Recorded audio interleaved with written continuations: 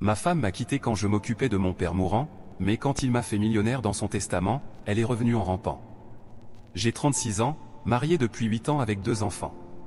En plus de cela, je suis le seul fils de mon père malade.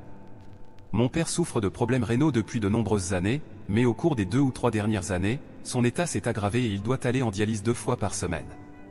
Auparavant, il pouvait se déplacer seul, mais au cours de l'année dernière, il m'a souvent demandé de l'accompagner. Il devient également plus faible chaque jour. J'ai donc établi une routine pour moi-même, où j'accompagne mon père à chaque séance de dialyse. Je ne veux pas le laisser seul dans cet état. Il doit aller en dialyse 2 jours par semaine, alors j'ai choisi le samedi et le mercredi. Le samedi est mon jour de congé, donc ce n'est pas un problème. Pour le mercredi, j'ai obtenu la permission de mon patron de partir tôt et de compenser les heures restantes en travaillant le soir après être rentré de la dialyse. Je travaille dans cette entreprise depuis 10 ans, et mon patron me considère comme un employé travailleur et loyal, donc accorder cette permission spéciale n'était pas un gros problème pour lui. Cependant, le problème était à la maison avec ma femme Avril, 34 ans. Lorsqu'elle a appris que j'accompagnerais mon père à la dialyse 2 fois par semaine, elle s'est fâchée. Elle n'aimait déjà pas que je l'accompagne occasionnellement, mais elle n'exprimait jamais son mécontentement ouvertement. Maintenant que j'avais pris cette responsabilité avec assiduité, elle ne pouvait plus se contenir. Elle a dit qu'il n'y avait aucun intérêt à perdre du temps avec mon père parce que, quoi que je fasse, il ne serait jamais impressionné par moi. Voici un peu de contexte. Mon père possédait une entreprise de marchandisage et avait acquis une certaine richesse. Il voulait que je reprenne son entreprise, mais j'étais passionné par autre chose. Je voulais travailler dans la technologie. J'étais enthousiaste à l'idée de coder et de créer des logiciels. Donc, après l'école, quand mon père voulait que je prenne des cours de commerce ou de gestion, j'ai obtenu un diplôme en informatique.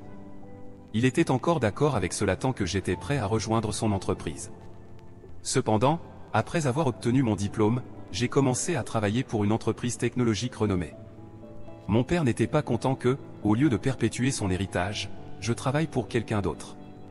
Il m'a demandé plusieurs fois de rejoindre son entreprise et j'ai continué à repousser l'idée. Après mon mariage, mon père m'a demandé une dernière fois si je voulais rejoindre son entreprise, et j'ai dit non.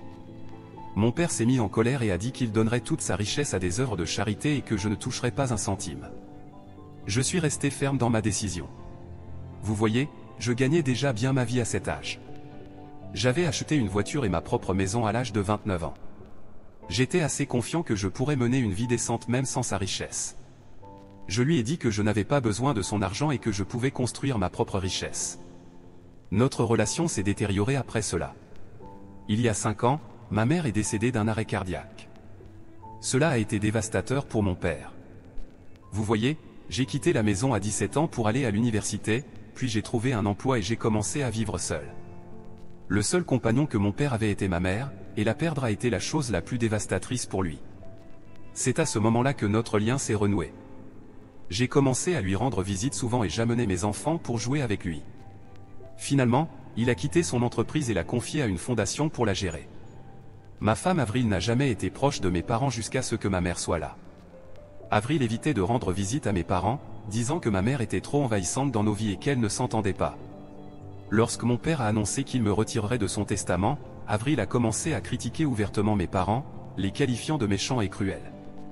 J'ai insisté pour qu'elle reste à l'écart de ma relation avec mes parents, mais elle intervenait toujours en disant que cela affecterait notre avenir, surtout celui de nos enfants. Je lui ai assuré que notre avenir et celui de nos enfants étaient sécurisés, indépendamment de la richesse de mon père, mais elle ne voulait pas comprendre cela. Revenons à la situation actuelle, Avril a fait une scène quand elle a su que j'accompagnerais mon père à la dialyse 2 fois par semaine. Au début, j'ai essayé de lui faire comprendre que mon père n'avait personne d'autre que moi. Il a perdu ses parents il y a longtemps. Bien qu'il ait un frère aîné, il vit à l'autre bout de la ville et rend rarement visite à mon père. Mon père est devenu très seul après le décès de ma mère, et dans cette situation, je ne peux pas l'abandonner. Mais ma femme refuse de comprendre cela. Récemment, elle a rendu ma vie misérable. Chaque samedi, elle fait des projets, que ce soit organiser une fête à la maison, faire un grand nettoyage, sortir avec les enfants, ou même des tâches banales comme aller chercher les courses. Je lui ai expliqué qu'elle pouvait planifier ce qu'elle voulait le dimanche, car le samedi, je dois accompagner mon père à la dialyse, mais elle continue avec ses projets et me reproche ensuite de les manquer. Je dois me dépêcher de chercher mon père, puis l'emmener au centre de dialyser. Une fois terminé, le ramener chez lui et revenir à la maison pour faire face au sarcasme et aux crises d'Avril. Ce n'est pas seulement le samedi, elle fait la même chose le mercredi soir. J'avais promis à mon patron de compenser les heures de travail restantes tard le soir ou la nuit après être rentré de la dialyse, mais elle trouve toujours un projet pour me troubler. Presque tous les mercredis soirs, elle sort soit pour rencontrer sa famille, soit des amis de longue date, soit pour assister à une fête quelconque, laissant la responsabilité des enfants à moi. Je dois jongler entre mon travail, cuisiner pour les enfants, nourrir le plus jeune, tout en terminant mes tâches en suspens au travail. Cela se produit après une journée épuisante de travail et de dialyse. Vous voyez à quel point ma situation est misérable. Mon père m'a souvent suggéré de le laisser aller au centre avec une infirmière parce qu'il me voit toujours pressé, regardant intensément ma montre. Après l'avoir déposé chez lui, je ne reste même pas une seconde et je me précipite à la maison. Même en venant le chercher, je lui demande d'être prêt et de sortir avant mon arrivée. Mon père a une infirmière à plein temps et une aide-soignante pour s'occuper de lui, mais je me sens toujours mal de ne pas passer de temps avec lui. Le trajet de chez lui au centre dure 30 minutes. Auparavant, j'aimais discuter avec lui pendant le trajet, parler des bons vieux jours de l'enfance. Mais avec les crises d'Avril qui augmentent, tout ce qui m'inquiète, c'est de rentrer rapidement à la maison. La plupart du temps, je dépasse la limite de vitesse dans la circulation, prenant des raccourcis et doublant les autres véhicules pour réduire le temps de trajet. C'est le seul moment que je passe avec mon père et je ne veux pas gâcher ça ou l'arrêter en demandant à une infirmière de l'accompagner. J'ai aussi des responsabilités en tant que fils. Je ne peux plus supporter cette femme. Mise à jour 1, cela empire chaque jour. Ma femme ne laisse aucune pierre non retournée pour me dissuader de m'occuper de mon père. Elle pense que c'est une cause perdue, car mon père m'a déjà retiré de son testament et a donné sa richesse à une œuvre de charité. Donc, il n'y a aucun intérêt à perdre du temps et de l'énergie sur lui. Je n'arrive pas à la comprendre. Fait-on tout juste pour le profit et la perte? Et si les parents de quelqu'un n'ont aucune richesse ou sont pauvres, leurs enfants les abandonnent-ils parce qu'ils n'ont rien à offrir? Après avoir écouté ces crises pendant tant de mois, je lui ai finalement dit qu'elle n'hériterait de rien de ses parents, alors pourquoi les visiter-elle si souvent? Oh mon Dieu, elle a perdu son sang-froid et a dit que mes parents ont fait beaucoup plus que ton père avide. Ils m'ont soutenu dans tout. Ils ne sont pas comme ton père qui t'a renié pour ne pas avoir rejoint son entreprise. Mon père ne m'aurait jamais fait ça, alors ne compare pas mes parents aux tiens. Ce n'était pas qu'une seule fois. Ce type d'argument devient une norme chez nous presque tous les mercredis et samedis après mon retour de la dialyse. C'est juste que ça devient de plus en plus sévère et moche à chaque fois. Au début, elle se disputait avec moi seule. Maintenant, je la vois crier et hurler contre moi devant les enfants. Non seulement cela, je l'ai entendu dire du mal de mon père devant mes enfants et les manipuler contre moi et mon père. Je l'ai entendu et je suis intervenu, ce qui a encore conduit à une violente dispute entre nous. Les disputes avec Avril sont devenues une routine pour moi. Les jours où elle ne se dispute pas, je ressens un manque. Seulement, elle devient plus agressive le lendemain. J'ai presque renoncé à elle. Maintenant, je ne lui crie plus dessus et ne lui réponds plus. Je l'ignore simplement comme si elle n'existait pas pour moi. Que devrais-je faire d'autre? Je ne peux pas abandonner mon père juste pour lui faire plaisir. Je me fiche qu'il m'ait retiré de son testament. Il l'a fait à cause de ma propre décision. J'ai refusé de rejoindre son entreprise. Il a été obligé de donner son entreprise durement gagnée à la fondation. Cela a dû être si décourageant pour lui. Cette entreprise était comme un bébé pour mon père, et il a dû la donner à quelqu'un d'autre. Il avait tous les droits de me renier parce que je l'avais blessé. Parfois, je sens que le karma me mord en retour parce que j'ai blessé mon père. D'un autre côté, mon père devient plus faible. Il est à peine capable de marcher seul. Il a besoin de soutien pour descendre de la voiture. Pour gagner du temps, je lui demandais de sortir avant mon arrivée, mais maintenant, je me fiche d'être en retard. Je vais à l'intérieur pour le conduire soigneusement jusqu'à la voiture et puis le déposer sur son lit jusqu'à ce qu'il se repose paisiblement. Il a aussi des essoufflements, alors je m'assure de le faire marcher aussi lentement qu'il le souhaite. Pendant que je conduis prudemment pour ne pas dépasser la limite de vitesse et augmenter son rythme cardiaque. Je me fiche de rentrer tard chez moi parce que me précipiter à la maison ne servait à rien. Si je dois de toute façon faire face à cette femme diabolique, pourquoi ne pas au moins rendre mon père heureux? Mon attitude décontractée a empiré la situation, et hier, Avril a dit que je devais choisir entre mon père et elle. J'ai essayé de lui faire comprendre que mon père n'allait pas rester avec nous pour toujours. Vu son état, il ne semblait pas qu'il allait vivre longtemps. Elle m'a répondu avec une froideur, dans ce cas, tu dois faire ton choix soigneusement, quelqu'un qui va rester avec toi pour toujours ou quelqu'un qui va mourir bientôt. C'était tellement insensible. Je lui ai dit, tu sais quoi, je préfère choisir mon père plutôt que de choisir une personne aussi méchante et égoïste envers un homme mourant. Elle a fait ses valises et est partie. Je ne l'ai même pas arrêtée. Elle avait besoin de temps pour se calmer et j'avais aussi besoin d'espace. En son absence, je m'occupe de la maison, de mes enfants, de mon père et de mon travail. Pourtant, je me sens tellement soulagé, tellement détendu. Son absence est en fait apaisante pour moi. Avant-hier, elle m'a envoyé des papiers de divorce. Je m'y attendais quelque part, mais je ne m'attendais pas à ce que cela vienne si tôt. J'étais choqué, mais au fond, j'étais heureux et soulagé. Je ne l'ai pas appelée, j'ai juste signé les papiers et les lui ai renvoyés. Étonnamment, elle n'a pas demandé la garde des enfants. C'était la seule clause qui m'inquiétait, mais elle ne les voulait clairement pas. Quand elle a reçu les papiers, elle m'a rappelé en criant comment j'avais pu les signer sans l'appeler et la supplier. C'est drôle, non? Sa mère a pris le téléphone et a crié que j'aurais dû agir en homme et essayer de pacifier ma femme pour qu'elle revienne dans le mariage au lieu de simplement signer les papiers. C'était tellement drôle, pourquoi ferais-je cela? Elle voulait un divorce et j'ai accepté. C'était bien pour moi. Je me suis débarrassé d'elle sans tracas. Je l'ai aussi taquinée en disant qu'elle avait même abandonné ses enfants et qu'elle ne les voulait pas. Elle a dit que je pouvais garder tous mes biens, y compris mes 2 enfants. Elle ne voulait rien de tout cela. Sa mère a dit qu'Avril était encore très jeune et qu'elle ne voulait pas avoir la charge des enfants sur ses épaules. J'ai dit, d'accord pour moi, je suis content d'avoir mes enfants avec moi. C'est un soulagement pour moi, sans aucun doute, mais je m'inquiète pour mes enfants. Ils manquent leur mère, surtout le plus jeune. Quand je suis au bureau, il est difficile pour moi de gérer toutes les responsabilités seul. Mais j'espère que je pourrai m'en sortir. Mise à jour 2, cela va être une mise à jour plus courte. J'ai déménagé chez mon père avec mes enfants. C'est un excellent déménagement, je dois dire. Merci à tous pour les suggestions adorables. Cela a fonctionné. Emménager avec mon père était bon pour nous tous. Mon père a eu la compagnie de mes enfants, et ils ont eu leur grand-père pour jouer avec. Mon père avait une aide-soignante à plein temps qui était prête à s'occuper de mes enfants moyennant une augmentation de salaire. Pourquoi pas? Quelqu'un pour s'occuper de mes enfants sous la supervision de mon père, c'est la meilleure affaire, non?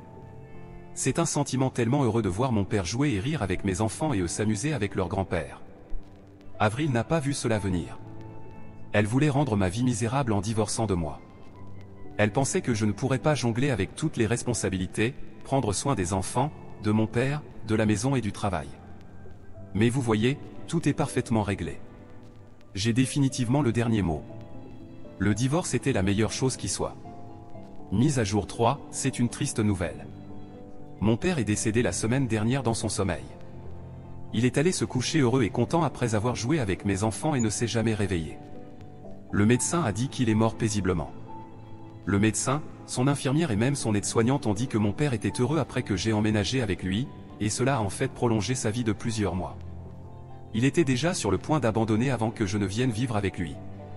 C'est très triste de perdre son seul parent, mais je suis content qu'il ait pu passer les derniers mois de sa vie heureux. Mes enfants sont également très tristes de le perdre, mais mon père leur a transmis de bonnes valeurs. Ils disent que grand-père leur apprenait à accepter la réalité et à aller de l'avant. La vie ne s'arrête jamais pour personne. Je suis tellement fier d'entendre de telles bonnes choses de leur part. Ils sont en effet ma force dans ce moment de désespoir. Mais il y a une autre nouvelle choquante qui est arrivée après le décès de mon père. L'avocat de mon père m'a contacté pour me demander de venir à son bureau pour lire le testament de mon père. J'ai dit que ce n'était pas nécessaire. Mon père m'avait déjà dit qu'il avait donné toute sa richesse à la fondation, donc ça me va et il peut procéder aux formalités pour tout transférer. Je lui ai demandé si je devais quitter la maison de mon père parce que je devinais que cela aussi avait été donné à la fondation caritative. Il a ri de moi et m'a demandé de simplement venir. Quand je suis arrivé là-bas, les membres de la fondation étaient déjà présents. L'avocat les avait également appelés. Quand l'avocat a commencé à lire le testament, j'étais en larmes. Mon père m'avait en fait désigné comme héritier. Toute son entreprise, sa maison, sa richesse était pour moi. J'ai demandé à l'avocat si ce changement avait été fait récemment. Je pensais qu'il avait fait ce changement après que j'ai commencé à m'occuper de lui. L'avocat a souri et a dit que j'avais toujours été son héritier et que le testament n'avait jamais été modifié. Je pleurais inconsolablement, mon père ne m'avait jamais abandonné.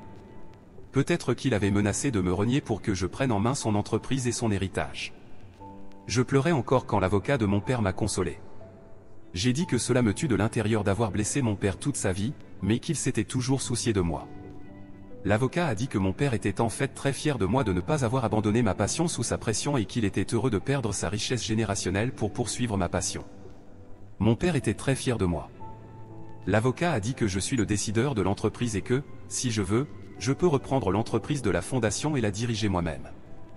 Je pense à le faire. J'ai fait tout ce que je voulais faire. Mon père m'a soutenu indirectement. Maintenant, c'est à mon tour de lui rendre l'appareil. Je pense à la reprendre de la fondation et à la faire grandir au niveau que mon père voulait pour son entreprise. Je suis rentré chez moi et j'ai dit à mes enfants le testament de leur grand-père. Il a donné une partie de sa richesse à mes enfants également, après qu'ils aient atteint 18 ans. Aujourd'hui, nous sommes allés sur sa tombe avec des fleurs et avons passé du temps en sérénité. C'est une phase très émotionnelle pour moi. Mise à jour 4, vous savez, les fourmis sont revenues en courant en voyant le sucre. Un mois après le décès de mon père, j'ai commencé à reprendre son entreprise et d'autres travaux de service communautaire. Tout d'abord, j'ai quitté mon emploi et pris en main l'entreprise. Ensuite, j'ai loué ma maison parce que mes enfants et moi avons décidé de vivre dans la maison de mes parents. Ils se sentent connectés à leur grand-père dans cette maison. Cette maison a mes souvenirs d'enfance, donc je ne veux pas la quitter non plus.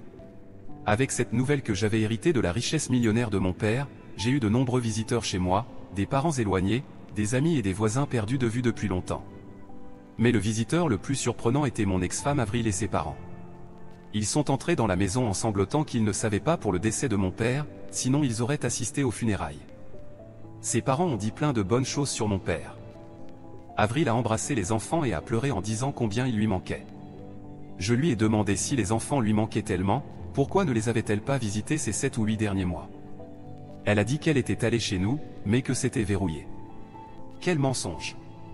Je lui ai dit, n'étais-tu pas inquiète pour tes enfants quand tu as vu que la maison était verrouillée? N'as-tu pas senti le besoin de me contacter et de vérifier si les enfants allaient bien? Elle n'avait aucune réponse. Ses parents ont dit, oublions tout ce qui s'est passé dans le passé. Maintenant que mon père est parti, les enfants seraient laissés seuls à la maison quand je serais au travail. Ils ont besoin d'une mère, donc il est mieux que nous nous réconcilions. J'ai ri à leur suggestion. Les enfants avaient le plus besoin d'elle quand elle les a laissés. Maintenant, les enfants se sont habitués à son absence et je ne veux pas qu'elle revienne dans ma vie. Elle a commencé à pleurer. Ses parents nous ont laissés seuls. Elle m'a pris les mains et m'a supplié de me réconcilier avec elle. Elle a dit qu'elle m'aimait et que mes enfants lui manquaient. J'ai ri et dit, tu sais quoi, tu ne m'aimes pas. Tu aimes la richesse que mon père m'a laissée. Toi et tes parents avides d'être ici à ma porte juste pour profiter de mon argent. Je ne regrette pas d'avoir utilisé ces mots pour ses parents parce que c'est ce qu'ils sont. Elle a aussi traité mon père David et de méchant pendant notre divorce. Il n'était donc pas question que je laisse cette femme toucher un centime de l'argent durement gagné de mon père. Elle s'est offensée que j'ai insulté ses parents. Elle a dit qu'elle me suppliait jusqu'à présent parce qu'elle m'aimait, mais maintenant elle prendrait ce qui lui revient de droit. Elle n'avait demandé aucune pension alimentaire pour le divorce, mais maintenant elle veut la moitié de ma richesse, plutôt la moitié de la richesse de mon père. Je lui ai dit qu'elle pouvait faire ce qu'elle voulait, je la détruirais mais je ne lui donnerais pas un centime. Elle m'a insulté et est partie. J'ai discuté de cette possibilité avec mon avocat. Il a dit que ses chances étaient minces. Le divorce avait été réglé 1 an avant que je ne reçoive l'héritage. De plus, les enfants étaient avec moi, donc il n'y avait aucun moyen pour elle d'obtenir quoi que ce soit. Mais il m'a aussi demandé d'être prudent quant à la laisser passer du temps avec les enfants. Elle pourrait les manipuler et demander leur garde, puis plus tard utiliser cela pour demander de l'argent pour leur entretien et tout ça. Je ne pouvais pas être plus reconnaissant pour ce conseil. Je vais superviser leur rencontre. Je passe aussi beaucoup de temps avec les enfants ces jours-ci pour les aider à faire face à la perte afin qu'ils ne courent pas vers leur maman pour un soutien émotionnel. J'ai pris en main l'entreprise de mon père, donc cela me donne beaucoup de flexibilité pour gérer mon bien-être et ma vie personnelle. Je prévois d'emmener les enfants en vacances aux Bahamas. Oui, pourquoi pas, ils méritent ces vacances somptueuses. Non, ce n'est pas une question de dépenser la richesse de mon père. J'aurais pu aussi me le permettre, mais je n'avais pas le temps auparavant, jonglant entre le travail et m'occuper de mon père. Maintenant que je peux, je veux les emmener loin. En ce qui concerne Avril, elle ne m'a pas contacté depuis sa dernière visite. Je pense qu'elle est occupée à frapper à la porte de tous les avocats pour déposer une plainte contre moi.